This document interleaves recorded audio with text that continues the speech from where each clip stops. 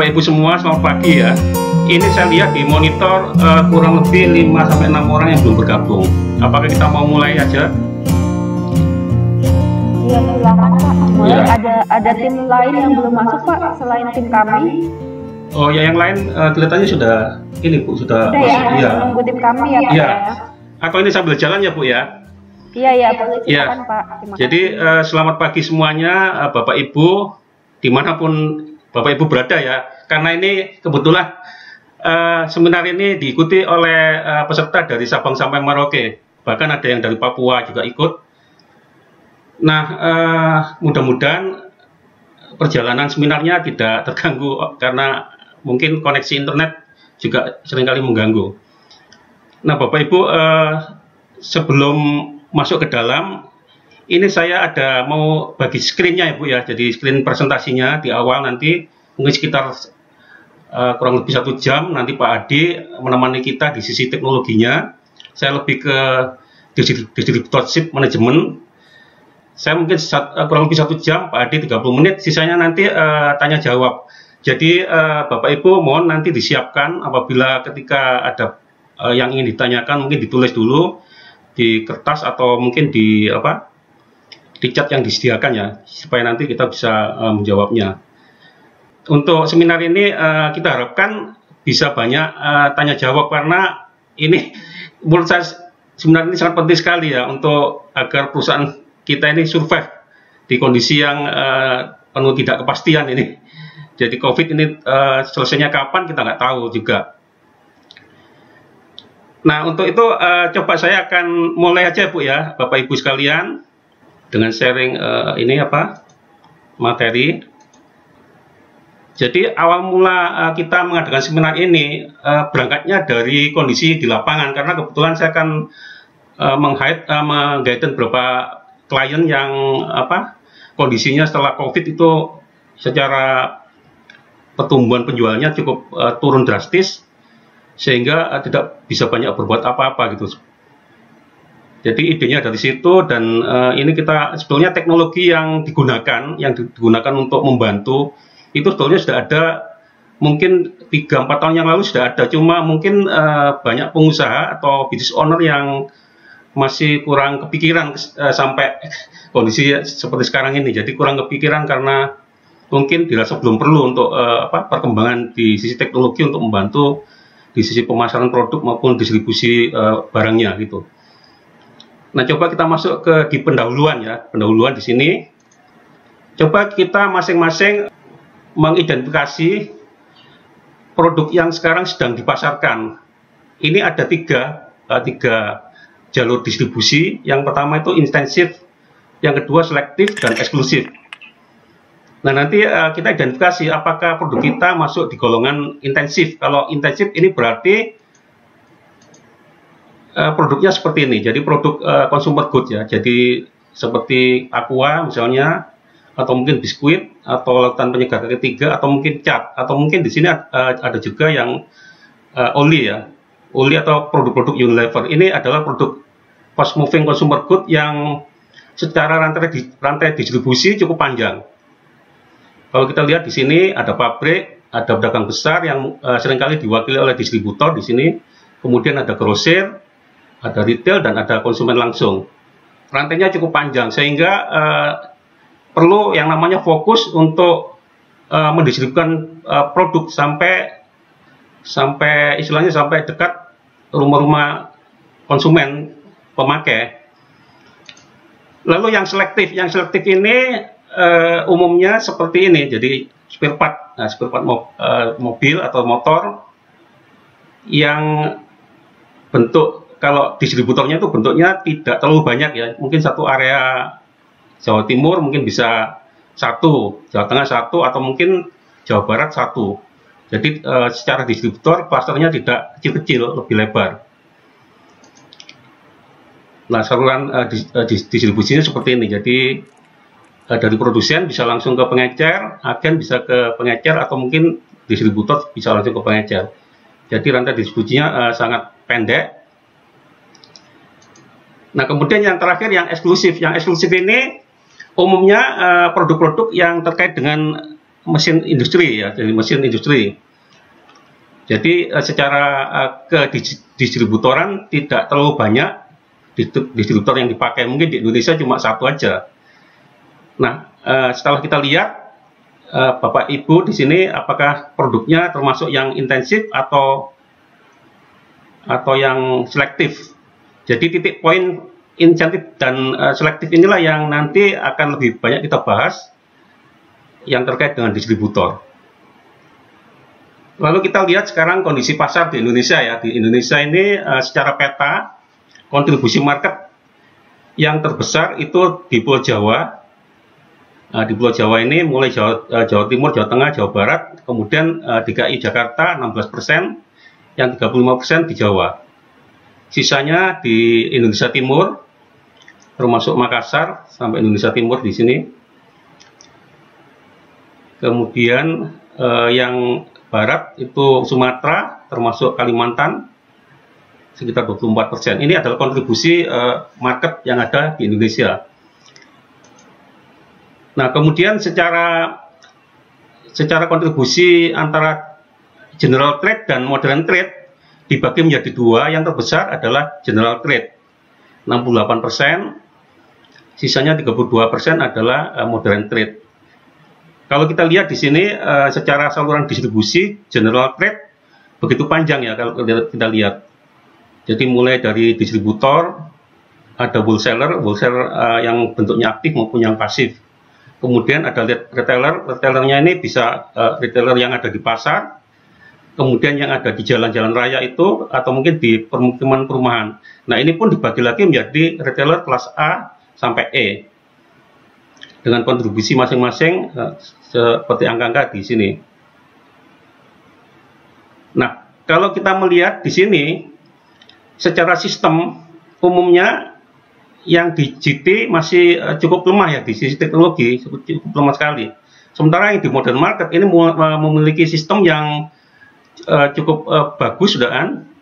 Jadi seperti jaringan contohnya Indomaret misalnya, Indomaret atau Alfamart sudah sistemnya cukup bagus sehingga mereka kalau memasarkan produk di setiap lokasi tentunya setiap barang akan berbeda-beda tergantung lokasinya, termasuk harga yang ditampilkan di sana.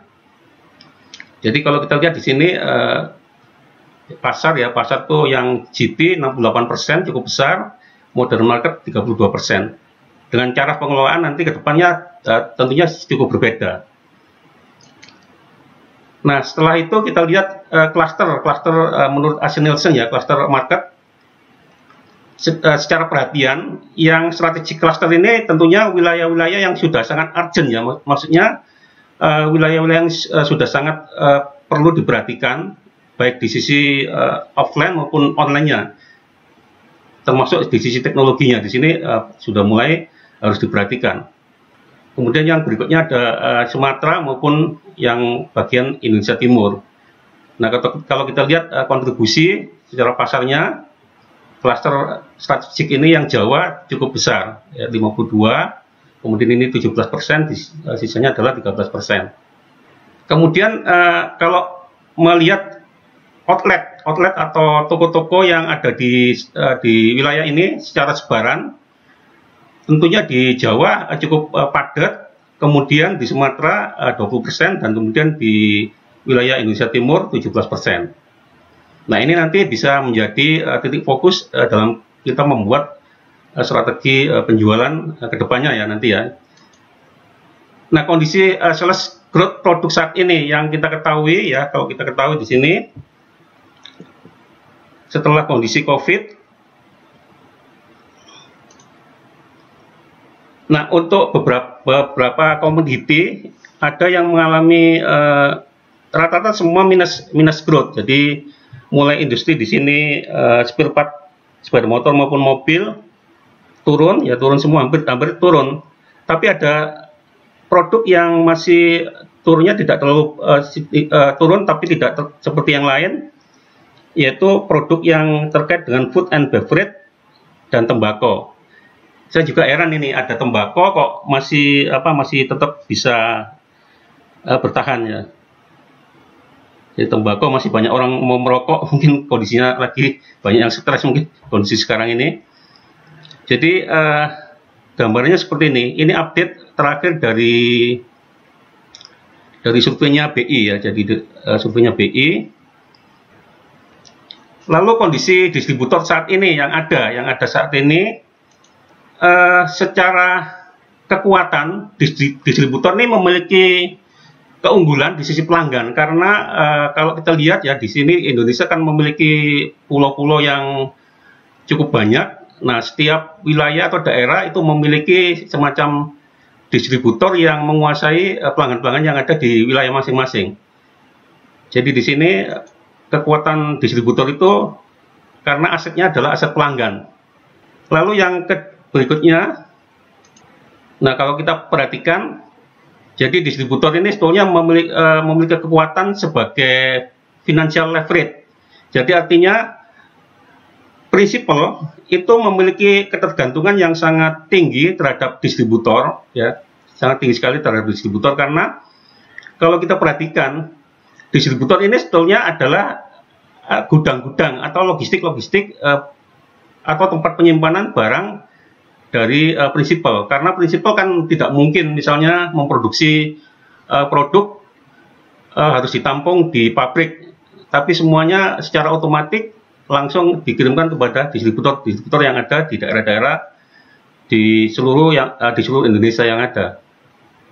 Jadi pabrik langsung ke sini, di sini nanti didistribusi ke mana? Ke bagian-bagian saluran berikutnya.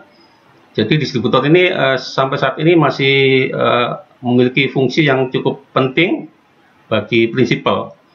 Kalau melihat peta Indonesia di sini, secara peta ini kan, jadi distributor memiliki keunggulan karena dipisah oleh laut.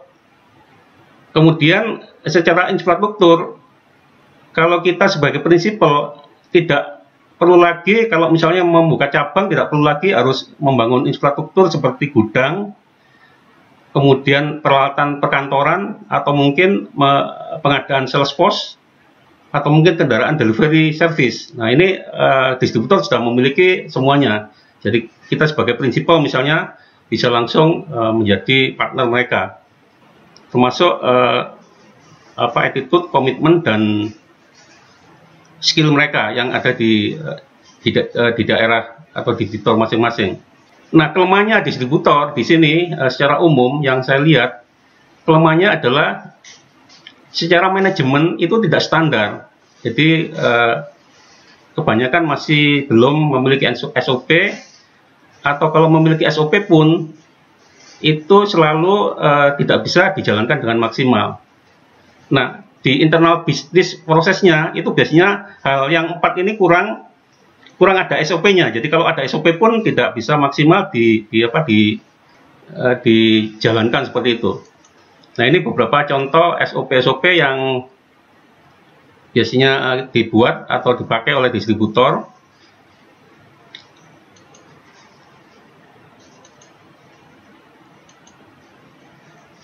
Jadi contohnya beberapa SOP yang biasanya dipakai yang membantu dalam sisi pembelian atau pengelolaan stok, kemudian penjualan atau pengelolaan piutang, atau mungkin mekanisme delivery service. Karena delivery service ini sangat penting sekali ketika ada order itu harus berapa hari harus dikirimkan. Jadi misalnya H+1. Karena delivery service ini penting untuk service pelanggan yang ada di toko-toko yang sekarang ini menjadi rantai distribusinya. Nah, ini contoh-contoh mengenai SOP-nya. Nah, kemudian mayoritas mungkin Bapak Ibu yang sudah saat ini bekerja dengan distributor mungkin lokal ya, mayoritas distributor ini masih berpola trader ya. Jadi mereka lebih cenderung untuk menjual produk itu seperti menjual, tidak mau mendistribusi atau mungkin menjualnya langsung dalam bentuk besar dan ingin cepat. Padahal di sini ada potensi yang cukup besar kalau misalnya produk itu didistribusi dengan merata ya. Jadi seperti itu. Jadi polanya masih trader, jadi hanya jual beli, tidak memikirkan seperti merek atau distribusi produk secara merata di retailer ya, di bagian pengecer. Kemudian distributor juga nampak sibuk, tapi tidak efisien dalam operasional. Nah ini seringkali kita lihat juga, mereka kelihatannya ordernya sehari-hari itu mencetak faktur sekian banyak, tapi tidak efisien, terutama di sisi delivery-nya. Delivery-nya bisa terlambat sampai H+4, H+5, karena tidak efisien dan tidak ada integrasi antara satu dengan yang lainnya. Nah kemudian seringkali konflik antara prinsipal cukup tinggi. Nah konflik ini tentunya landasan utamanya biasanya distributor lebih cenderung ingin lebih ke profit oriented ya. Sementara yang prinsipal itu lebih ke bagaimana produk itu bisa terdistribusi dengan baik, kemudian secara merek produk itu bisa dikenali oleh customer secara langsung. Jadi ada perbedaan, yang satunya lebih ke marketingnya, yang satunya lebih ke profit, yang lebih ke profit. Jadi disinilah sumber konflik, termasuk nanti yang terkait dengan profit yang diberikan oleh perusahaan kepada distributor ya. Nah kemudian yang berikut itu lebih ke bagaimana distributor ini seharusnya berkembang, tetapi dalam perjalanannya meskipun sudah ada tools teknologi seperti penggunaan software accounting atau software back-end yang ada di distributor, tetapi software ini tidak dipakai secara maksimal umumnya. Jadi mereka masih menganggap bahwa IT atau teknologi yang ada itu dianggap hal yang biasa-biasa saja, sehingga pekerjaan-pekerjaan manual itu masih dipakai dibanding 100% atau 80% menggunakan teknologi. Jadi disinilah yang membuat seringkali distributor menjadi tidak efisien. Nah kemudian peluangnya di sini ya. Kenapa distributor memiliki peluang yang cukup baik? Karena di sini secara resmi umumnya distributor yang eksklusif akan ditunjuk dengan menggunakan semacam perjanjian kerjasama, yaitu perjanjian kerjasama antara prinsipal maupun distributor, sehingga wilayah yang sudah diberikan sudah menjadi wewenang distributor, sehingga tidak boleh distributor lain untuk melakukan semacam infiltrasi atau masuk ke wilayah distributor yang sudah eksklusif tersebut. Nah kemudian profitnya juga diberikan jelas. Ini satu contoh profit yang diberikan. Ada profit yang diberikan, kemudian ada MOU ya, ada MOU. Kemudian hambatannya ya, di era sekarang ini ada 3 hambatan. Yang pertama hambatan masalah pandemi yang sekarang ini sedang terjadi. Kemudian hambatan disrupsi ya, di mana strategi apapun yang sedang kita jalankan itu seringkali berubah-ubah. Jadi strategi ini harus fleksibel. Kemudian adanya era 4.0 yang memaksa kita untuk segera semua kegiatan itu beralih secara teknologi. Nah kemudian terakhir-terakhir ini, kalau kita lihat di sini ya, di kanal saluran distribusi, 68% yang terkait dengan saluran distribusi ini mulai secara ekosistem.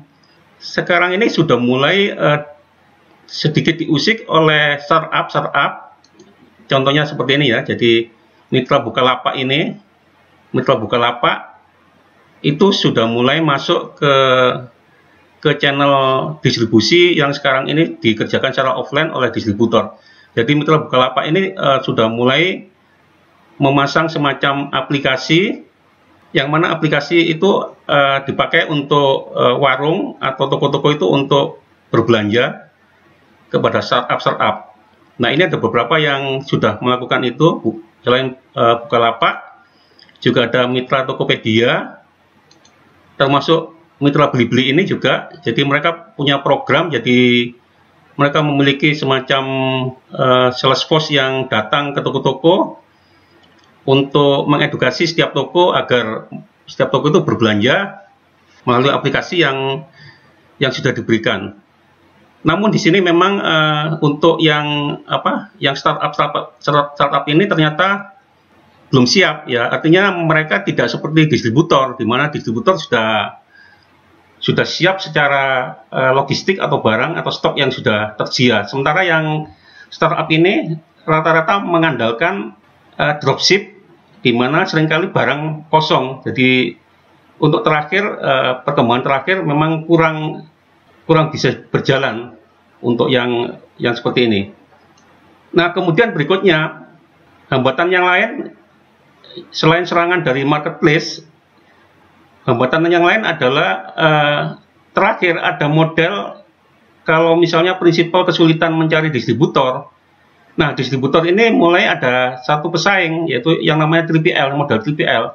Jadi 3PL ini menyediakan semacam gudang, di mana gudang tersebut menyiapkan armada delivery, kemudian sales force dari prinsipal akan jalan.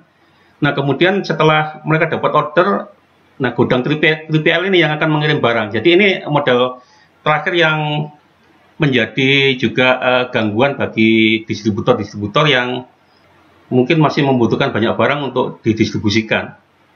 Nah, setelah itu hambatan yang lain di sini di sisi margin. Jadi keluhan atau konflik yang seringkali disampaikan oleh distributor, yaitu margin yang diberikan kepada distributor itu terlalu kecil, karena kalau melihat di sini biaya operasional ya, secara biaya operasional distributor ini memiliki biaya operasional yang cukup tinggi untuk manpower, yaitu sekitar 2,4%. Kemudian untuk biaya lain-lain itu 2,3%. Jadi cukup besar sekali, sehingga net profit margin sebelum pajak itu kurang lebih 2%. Jadi ini perhitungan yang dikeluarkan oleh AC Nielsen untuk produk sejenis consumer good. Jadi ini contohnya. Jadi marginnya cukup kecil sekali dan operational cost yang ditanggung oleh distributor cukup besar, sehingga distributor ini seringkali kenapa mereka selalu ingin bekerja sebagai trader. Jadi tidak mau distribusikan produk, karena dengan mendistribusikan produk tentunya perlu manpower yang cukup banyak. Hambatan yang lain ini tentunya terakhir-terakhir ini turnover sales force cukup tinggi. Jadi mencari sales pada saat kondisi sekarang sangat sulit sekali, dan sales force keluar masuk di perusahaan. Nah, ini ada satu ilustrasi mengenai bagaimana kita mengatasi jika sales force ini turnover-nya cukup tinggi di perusahaan. Coba kita lihat di sini mengenai rute kunjungan. Sebuah contoh rute kunjungan. Jadi dalam distributor biasanya ada mengenai rute kunjungan, di mana sales force kalau bekerja selalu menggunakan rute ini supaya mereka bisa melayani pelanggan di wilayah masing-masing. Nah, di sini contoh ya, frekuensi kunjungan sales force suatu area ini ada 4 sales force. Dalam 2 minggu sekali sales force datang ke toko-toko. Nah, biaya per salesman kita ilustrasikan per salesman ini 5 juta ya, 5 juta. Apabila memiliki 4 sales force, ini ada biaya, distributor mengeluarkan biaya sekitar 20 juta. Nah, untuk target minimal yang harus dicapai oleh distributor agar bisa membiayai sales force yang 4 orang ini, tentunya sekitar 500 juta targetnya. Jadi masing-masing kita anggap saja pro rata, setiap sales force memiliki target 125 juta. Tapi kalau misalnya di dalam rute kunjungan tersebut salah satu distributor resign atau off, nah ini tentunya ada kerugian di sini. Jadi ada kerugian sekitar 125 juta. Kalau misalnya ada lagi yang satu resign, tinggal berdua saja, tinggal 1 dan 4, nah kerugiannya bertambah menjadi 250 juta. Nah, inilah kerugian-kerugian yang seringkali kalau ada sales force yang keluar masuk di perusahaan. Nah, akibatnya apa? Kalau misalnya wilayah itu kosong, nah akibatnya tentunya di sini pelanggan akan berteriak-teriak karena tidak dikunjungi oleh salesman. Jadi mereka mungkin barangnya kosong, ketika ada permintaan di perusahaan, Nah, di sini tidak diproses karena masing-masing orang yang ada di distributor tidak merasa bahwa itu adalah pekerjaannya. Jadi bisa unsurnya lupa, tidak dicatat, diabaikan karena bukan bagiannya atau karena sibuk dengan pekerjaannya. Nah, ini kendala yang sering terjadi kalau ada turnover salesman di distributor yang cukup tinggi. Jadi kerugian akan terus bertambah dan ini tentunya akan memicu turunnya grafik penjualan di perusahaan. Baik itu di sisi prinsipal maupun distributor yang menjalankan untuk distribusi produknya. Lalu bagaimana solusi yang seringkali muncul? Nah, seringkali muncul karena kebanyakan distributor itu adalah family business dan kebanyakan dikelola oleh pemilik atau owner. Biasanya ini saya ilustrasikan mungkin istri dari pemilik bisnis mengganti fungsi peran salesman ya dengan cara menerima semua order-order yang berasal dari toko-toko tersebut dan kemudian memprosesnya. Meskipun demikian, nah di sini tetap kerugian tetap banyak karena tentu saja seorang pemilik tidak akan fokus untuk mengurusi semua hal-hal yang terkait dengan penjualan. Nah, ini kelemahannya ketika terjadi turnover yang cukup tinggi di dalam distributor. Nah, setelah itu bisa juga diatasi dengan menggunakan SDM. Jadi ketika turnover tinggi, tidak mendapatkan sales force, nah sales force tidak kunjung tiba ketika direkrut, kemudian diganti dengan admin penjualan misalnya. Nah, admin penjualan ini menggantikan untuk menerima telepon-telepon yang berasal dari para pemilik toko agar semua order-order itu diproses. Tetapi di sini kalau kita lihat kerugiannya masih tetap ada. Karena apa di sini? Kebanyakan pemilik toko itu kalau misalnya ditelepon itu meminta salesman-nya untuk datang ke sana untuk memberikan contoh-contoh produk yang harus ditawarkan. Ini kelemahannya di sini. Jadi kalau secara offline para customer-nya juga akan repot karena tidak tahu produknya. Kemudian yang bagian mengelola juga akan kesulitan karena dia tidak mungkin akan ke lapangan untuk mengunjungi toko masing-masing. Jadi mereka akan tetap stay di sini. Nah, kerugiannya tetap akan cukup besar. Kerugian-kerugian transaksi yang ada di lapangan kalau mengerjakan rute kunjungan ini, itu seringkali salesman, kalau kita menggunakan salesman, itu umumnya terjadi karena customer tidak bisa ditemui. Karena tidak bisa ditemui, akhirnya tidak ada transaksi. Kemudian salesman-nya juga tidak sabar menunggu terlalu lama di toko misalnya. Atau customer tidak ada di tempat. Atau rute kunjungan yang kacau, jadi distributor tidak memiliki rute kunjungan yang cukup baik, sehingga pekerjaan sales force tidak rutin dan tidak terjadwal. Kemudian delivery service juga lambat, harusnya H+1, ternyata pengirimannya bisa H+5. Salesman turnover tinggi ini juga menyebabkan kerugian-kerugian di dalam transaksi penjualan yang terkait dengan pengelolaan customer melalui rute kunjungan. Kemudian di sini ada gambar ya, ada gambar mengenai sales eksklusif dan mix. Di distributor umumnya kalau prinsipalnya cukup banyak, untuk yang eksklusif itu umumnya hanya memegang satu produsen saja, misalnya Nestle saja. Kalau yang mix mungkin bisa satu sales force memegang cukup banyak produk, sehingga hanya produk-produk yang laku saja yang ditawarkan. Karena sesuai dengan penelitian, sales force ini memiliki kemampuan hanya mengingat mungkin 30-40% saja produk yang ditawarkan. Jadi tidak semua produk bisa mereka tawarkan semuanya, seperti itu. Ini yang terkait dengan sales force yang eksklusif maupun mix. Lalu di sini ada pertanyaan, apa yang mesti dilakukan kalau sudah kondisinya seperti yang sudah saya jelaskan tersebut di atas. Nah, kita mulai mengintip, sebaiknya mengintip saja. Intip apa yang dilakukan perusahaan lain di sini. Nah, perusahaan lain sudah banyak yang mulai berinovasi dengan kondisi yang sudah sangat sulit, seperti misalnya Sampurna Rokok, di mana Sampurna Rokok ini saat ini kan sudah sulit sekali dalam memasarkan produk, baik itu pembatasan di iklan oleh pemerintah, mungkin bentuk-bentuk iklannya yang sekarang ini kalau kita lihat iklan-iklannya serem sekali, dan seharusnya semua orang tidak boleh merokok, tapi di dalam data tadi ternyata rokok ini masih tetap secara penjualan masih tetap kalau turun ya tidak turun terlalu banyak. Nah, Sampurna ini membuat semacam inovasi dengan cara membuat semacam Sampurna Retail Community. Nah, caranya mereka membuat semacam tim Salesforce yang mengedukasi kepada toko-toko rokok untuk memakai aplikasi agar setiap order yang ada itu diinput di dalam aplikasi tersebut.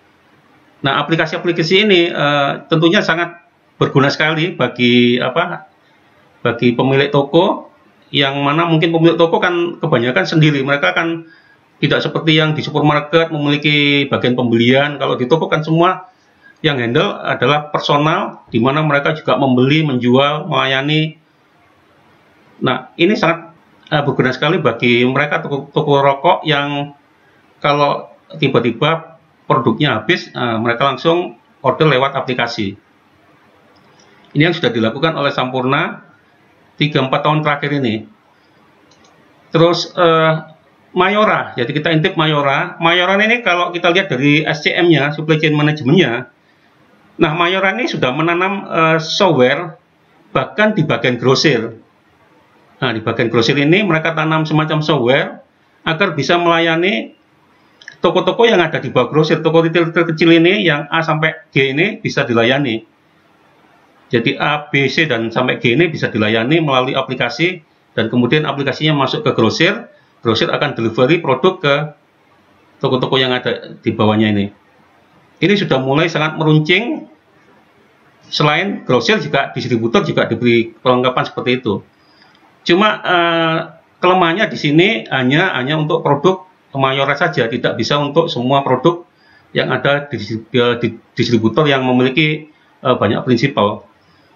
Nah, kemudian ini satu pengingat ya. Jadi tahun kemarin sebelum mungkin COVID ini, ada satu pernyataan dari Pak Renal Kasali yang mungkin cukup penting kita perhatikan, bahwa middleman atau distributor yang ada di Indonesia ini lama-lama akan habis ya, meskipun secara potensi mereka itu memiliki kekuatan maupun peluang, tapi menurut Pak Renal Kasali ini, apabila mereka tidak ikut perubahan secara digital, itu nanti lama-lama mereka akan habis.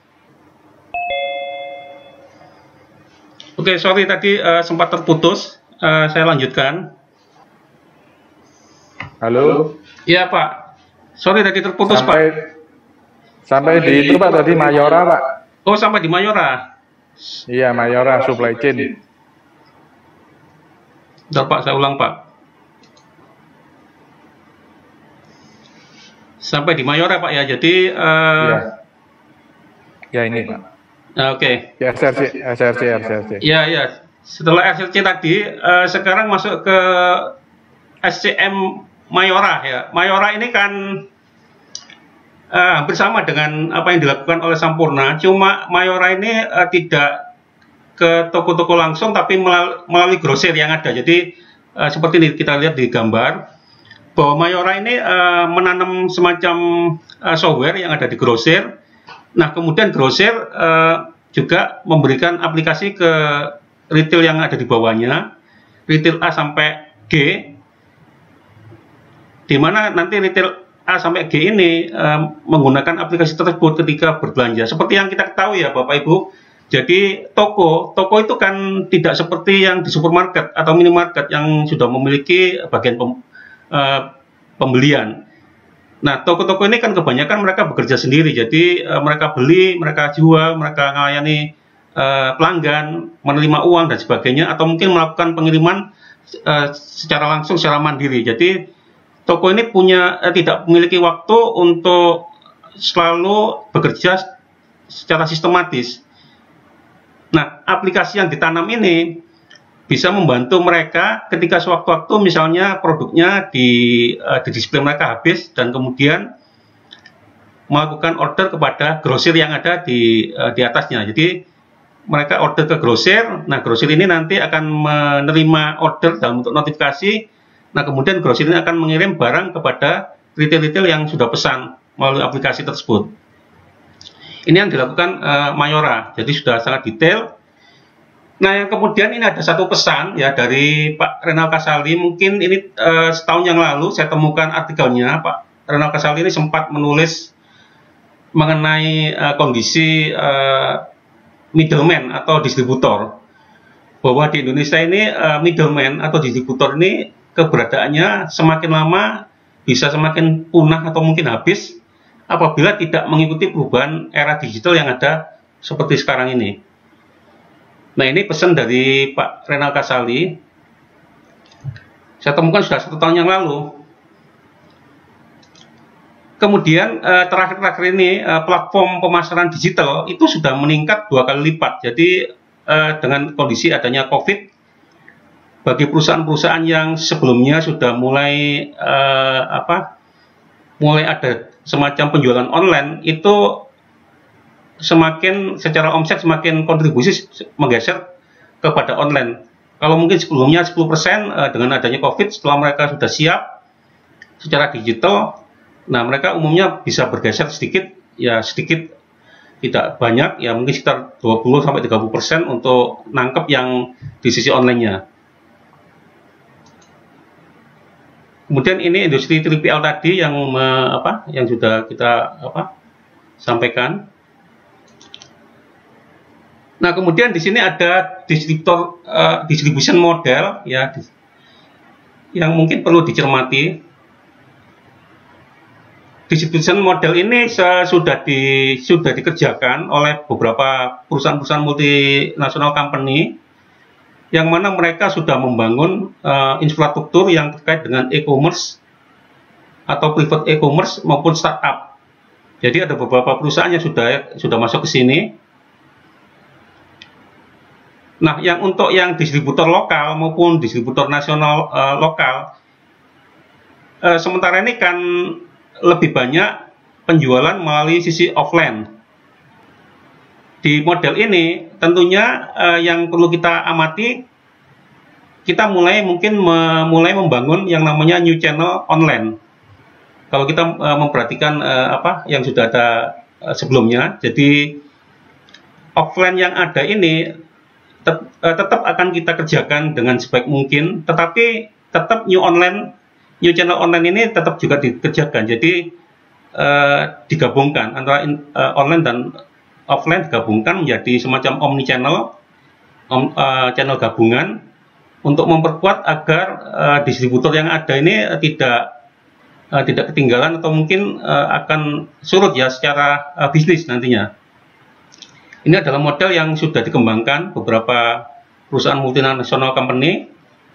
Nah, di sini ada bagaimana sih caranya agar distributor itu tetap memiliki daya saing. Karena ini sangat penting untuk pengembangan distributor ke depannya ya, dengan kondisi yang kita tidak tahu bagaimana kelanjutannya untuk kondisi yang ada sekarang ini. Yang pertama tentunya kita mulai segera mengatasi turnover salesman yang tinggi.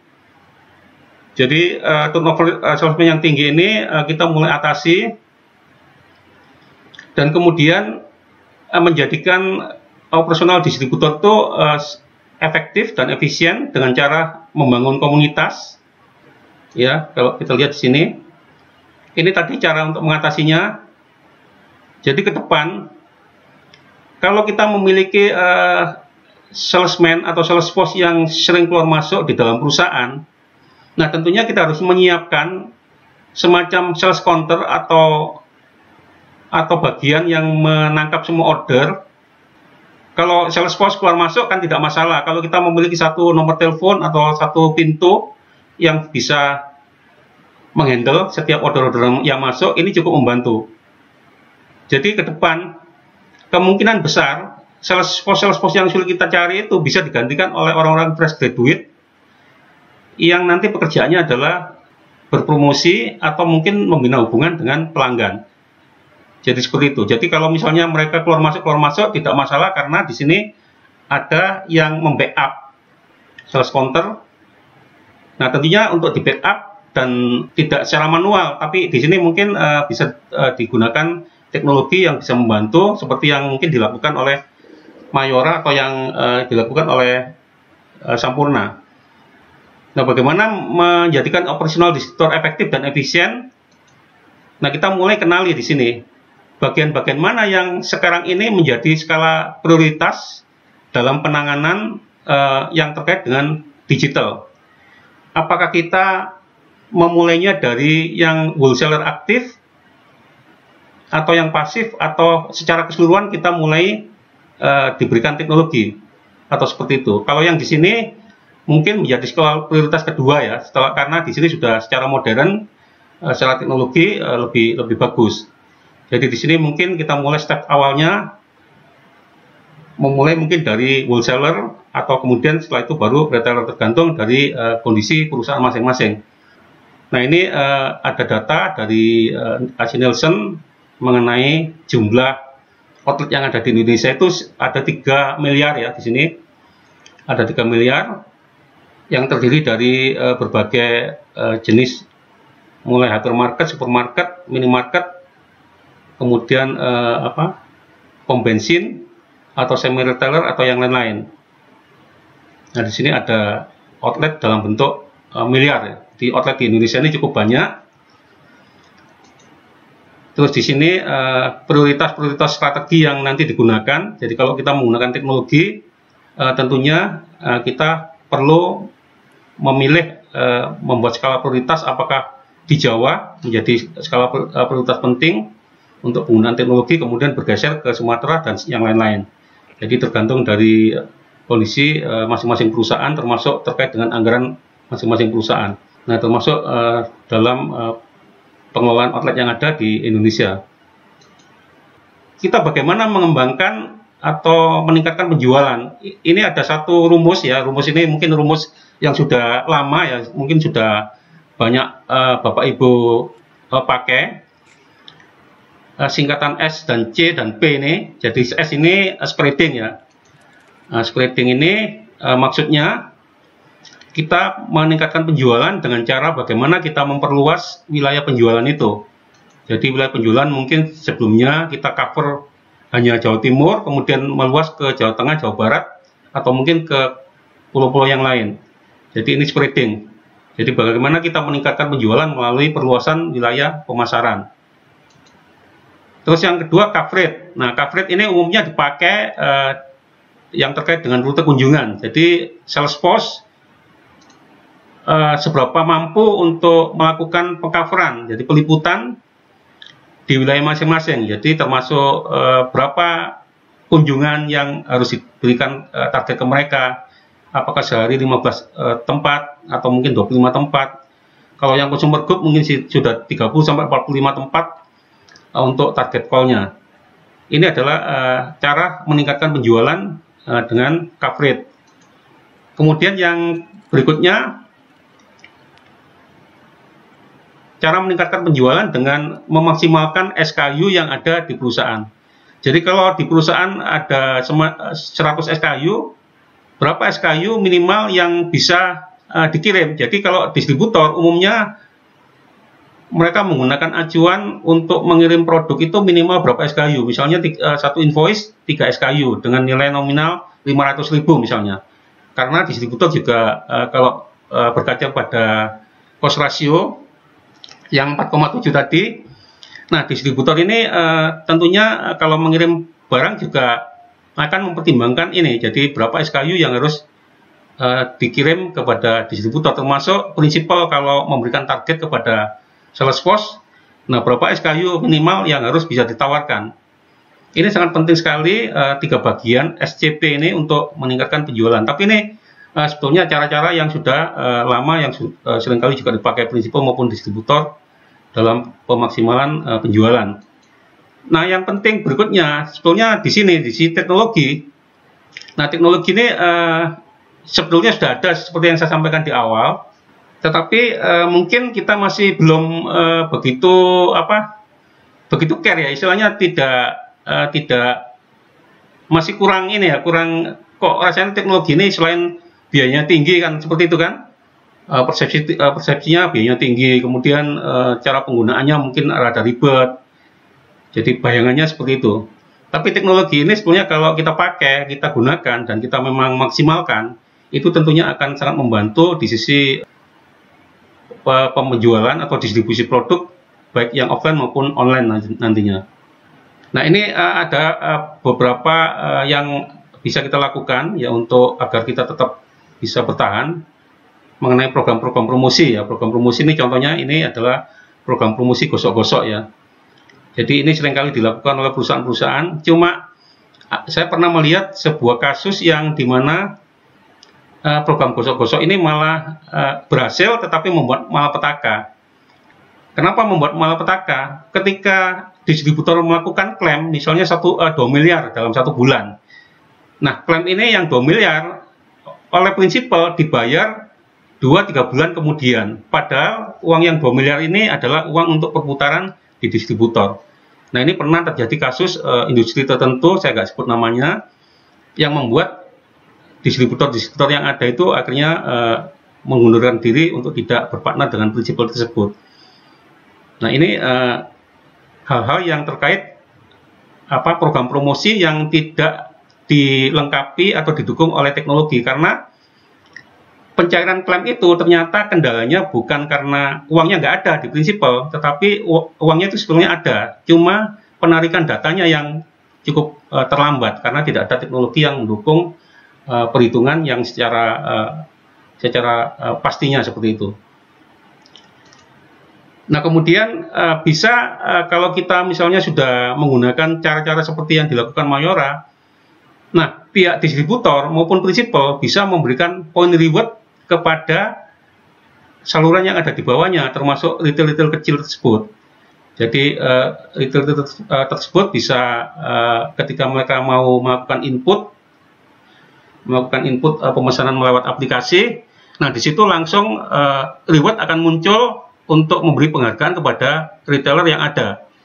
Jadi program ini sebenarnya untuk mendukung agar bagaimana sih para pemilik bisnis di bagian retail ini untuk sudah terbiasa untuk menggunakan teknologi seperti itu.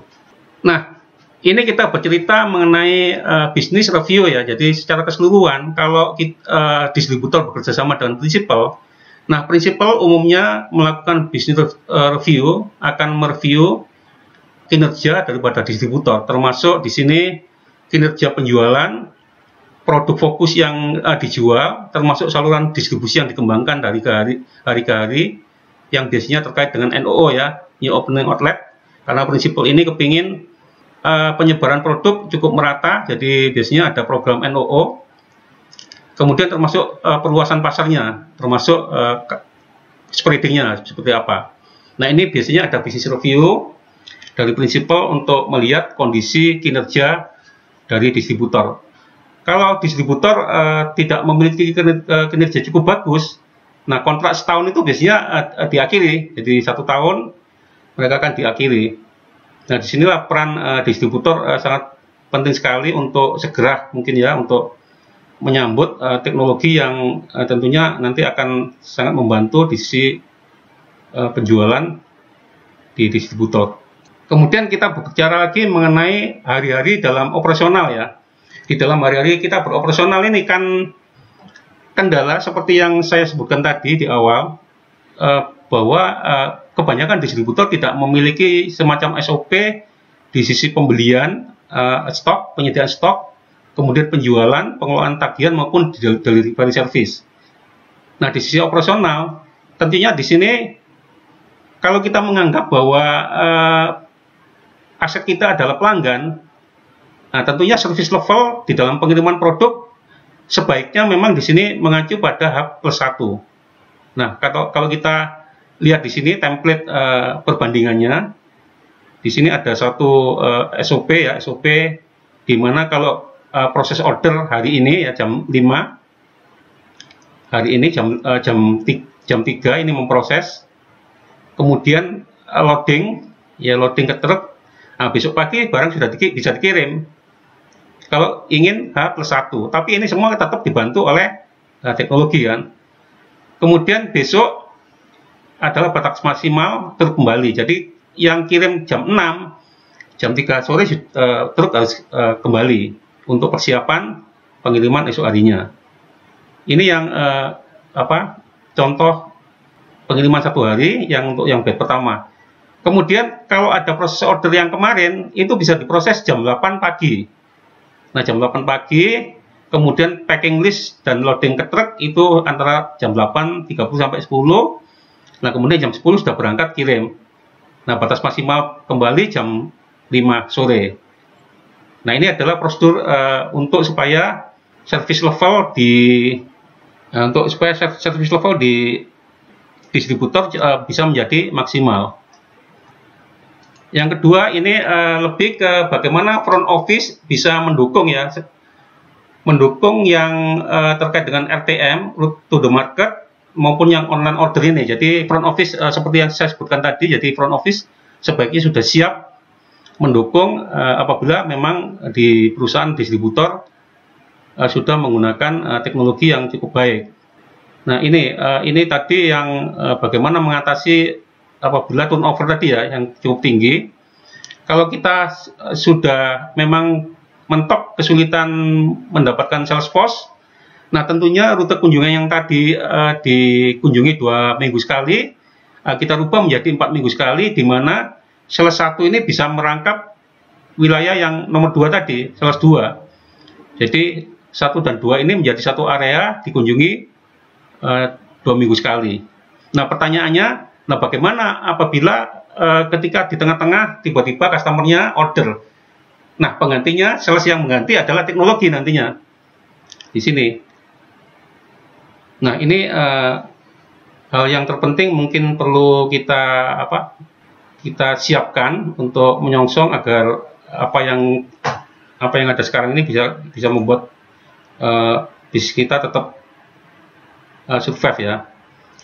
Nah, ini lebih ke project timeline. Jadi project timeline-nya nanti ke depan apa yang harus kita persiapkan dan akan kita lakukan. Yang pertama di sini tentunya kita mulai merapikan internal business process yang ada di perusahaan distributor. Jadi kalau misalnya di distributor belum ada SOP, yang mungkin mulai dibuat SOP, dirapikan. Kemudian teritori manajemennya mulai diatur, ya rutenya mulai diatur kembali. Termasuk SDM yang menjalankan mulai diatur kembali. Kemudian pengelolaan piutang juga mulai diatur kembali. Nah, ini juga nanti bisa didukung dengan teknologi di back end-nya nanti. Kemudian bagian pembelian juga mulai diatur kembali. Termasuk yang terakhir mulai create strategi digitalnya di sini. Ini adalah timeline yang tentunya nanti menjadi bagian terpenting bagaimana distributor untuk siap menggunakan teknologi. Nah, ini adalah bagian terakhir dari presentasi saya. Mungkin nanti secara teknologi Pak Adi akan membantu untuk presentasikan. Mudah-mudahan nanti bisa terintegrasi antara presentasi saya dengan Pak Adi dan bisa bermanfaat untuk Bapak Ibu sebagai peserta seminar hari ini. Pak Adi mungkin bisa dimulai Pak Adi untuk melanjutkan presentasi yang di sisi teknologi dan mungkin hal penting yang bisa disampaikan. Boleh. Terima kasih. Ya. Jadi Bapak Ibu terima kasih atas kehadirannya terhadap presentasi hari ini. Jadi mungkin sebelum saya mulai ini, saya mungkin mau menunjukkan satu video ya. Mungkin dengan video ini kita harapkan ada satu persamaan persepsi. Yukulak disiapkan untuk produsen dan distributor yang menjual produknya ke grosir, toko, atau warung. Di era digital ini, sudah menjadi suatu keharusan bagi supplier untuk memanfaatkan teknologi agar dapat melayani pelanggan yang lebih baik, lebih cepat, dan lebih efisien. Saat ini, penyedia e-commerce startup telah mulai merambah ke segmen pasar retailer. Mereka menyediakan IT platform yang memudahkan retailer belanja dagangannya dan melakukan pembayaran secara digital. Digital distributor ini telah menjadi kompetitor baru yang handal. Untuk itu, Yukolak siap membantu distributor di dalam melakukan transformasi bisnis. Empowering distributor dilakukan untuk meningkatkan brand awareness, menurunkan biaya penjualan, dan mempercepat proses bisnis. Yukolak adalah B2B atau business to business e-commerce platform yang kami siapkan untuk memudah retailer belanja online dengan fleksibel tanpa harus menunggu pelayanan distributor. Sistem ini adalah closed loop system sehingga distributor dapat mengelola pelanggan di dalam jaringannya dengan mandiri. Produk yang ditawarkan dapat di-custom sesuai karakteristik retailer, must have SKU, harga, promosi yang berbeda, dapat ditawarkan kepada retailer yang berbeda, tergantung pada target market yang disasar. Selain itu, sistem ini telah siap untuk multi-principal.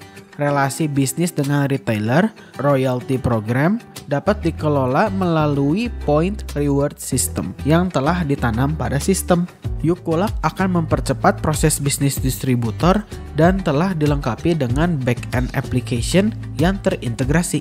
Namun demikian, bila distributor telah memiliki back-end application, maka Yukolak dapat diintegrasikan ke back-end application tersebut. Integrasi dapat dilakukan secara otomatis, M2M atau machine to machine, semi-otomatis, dan manual, tergantung keterbukaan sistem di back-end application distributor. Yukolak hadir untuk membantu produsen dan distributor dalam mengelola pelanggannya dengan lebih baik, meningkatkan kemampuan bersaing secara digital, empowering distributor.